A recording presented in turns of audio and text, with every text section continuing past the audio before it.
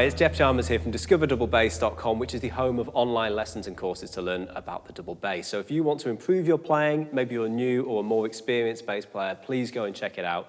We've got music for, or lessons and courses for classical players, jazz bass players, all sorts of different things happening over there. And we have a range of different tutors as well, and one of them is the fantastic Joseph Conyers. So it's great to have you with me today, Joseph. Happy to be here, yeah. Now, I'm sure that you know already that Joseph is a member of the Philadelphia Orchestra, and he's basically an associate principal. Acting associate. The acting associate. It's sure. Complicated. Yeah. Okay. So you're playing in one of the best bass sections in the world, and you're sat up there next to Hal Robinson. Yes. And you've obviously auditioned a lot yourself, I would imagine, to get to that position. Yes. And you've also been on the board, on the panel, auditioning people coming in and seeing the different candidates. So I wondered if you could speak to us a little bit about the bass players that have come in, that have presented really well, that have engaged with you when you've been on the panel, and what their qualities are. We're all trying to kind of improve our auditions and get further, so maybe what you say might be able to help us to do that. Sure, it's a great question, Jeff. And actually, I wouldn't say this only pertains to the bass section. I think it's actually something that I, in any audition I'm looking for, there are so many talented musicians out there, and maybe that's something your audience doesn't want to hear because they want to be like the only one who can win a job. But the level is very high. It's rising. I feel like every year, every generation, it definitely gets better and better. But the things that always stick out are the things that have always, I think, stuck out since the 40s and 50s, and that is knowledge of score. And let me quantify that. When someone plays, I don't want to hear their part. I want to hear the orchestra, because whenever someone is playing an excerpt, it's part of a much bigger picture. Having played in the orchestra for now many years, these nuances, these little, how we breathe and how, like a space between phrases, these are things that are embodied in our performance and in our awareness when we're performing with each other.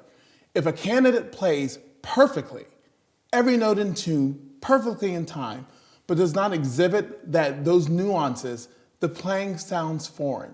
It sounds good, but it sounds foreign. And generally what I end up writing down on my sheet is very strong player, inexperienced, ? It makes me question whether or not they've been in the orchestral environment. So their playing is informed by the greater picture, and you want to be able to hear that. Yes. You can hear that they understand the piece that they're playing in the context within the piece. It's the most important thing. Yeah. Otherwise, it's just a bunch of notes, which, I mean, could sound great, but may not necessarily sound like the composer that they're supposed to be conveying in that moment. So what about things perhaps that you hear that you don't like that students do, or sorry, it's the students, candidates for the audition? What is there that maybe some pet peeves that perhaps we can pet peeves. we can bypass and avoid in our auditions? But is there anything that you've Well, heard the opposite do? of that, if they play with absolutely no musical musical affect, that might be it. I mean, I think, let me get rid of another stigma. I think a lot of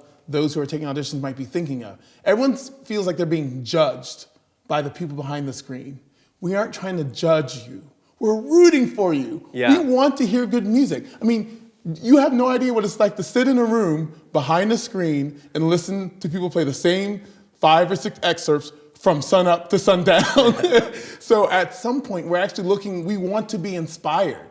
We want to hear something that makes us not think about, oh, they didn't play that rest again, oh, they played that note too. We want someone to have us forget about all of that and just enjoy the music that they're making, because it reminds us of the great music that we enjoy making as professionals. Have you ever, when you've gone further down the line with the audition and the candidates, and you learn who they are, in fact, at what point do you learn who the candidates are? It must vary, I'm guessing. It varies with different orchestras. Philadelphia, we are blind all the way through the finals. So interesting. Yeah, and even in the first round of finals, it's still behind the screen. We have something called super finals. Generally, I feel like almost every, unless there's a really big standout and there's just higher, that's very rare. Generally, there's a super final when it's down to basically 2, maybe 3 candidates, and that's when they'll drop the screen, and that's when you know who the candidate is. Wow. Yeah.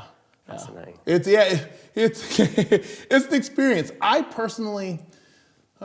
We're musicians, and we're so used to kind of bearing our souls, at least that's the way I think of it as a musician, bearing our souls as players. Sometimes bearing your soul to a screen is very difficult. I actually enjoy when the screen comes down because then I'm looking at people and I can actually play for them. Sure. And I sometimes identify someone, I'm like, oh, let me play and try to connect. Because these are things, Jeff, that a lot of players who are taking auditions, I think, forget. Because they aren't playing for people, they're almost playing for themselves, and so worried about doing this or making this. In our orchestra, I'll speak about Philadelphia. I mean, it's not about the perfection. You have to play in tune and in time. Yeah. That is important. But it really is about the music making, and that developed the whole of the musician that we want to have as a colleague on the stage. Well, I think that's a fantastic point to wrap this up, Joe. Thank you so much for joining me. And Joe has filmed a wonderful set of lessons for Discover Double Bass, all about orchestral excerpts.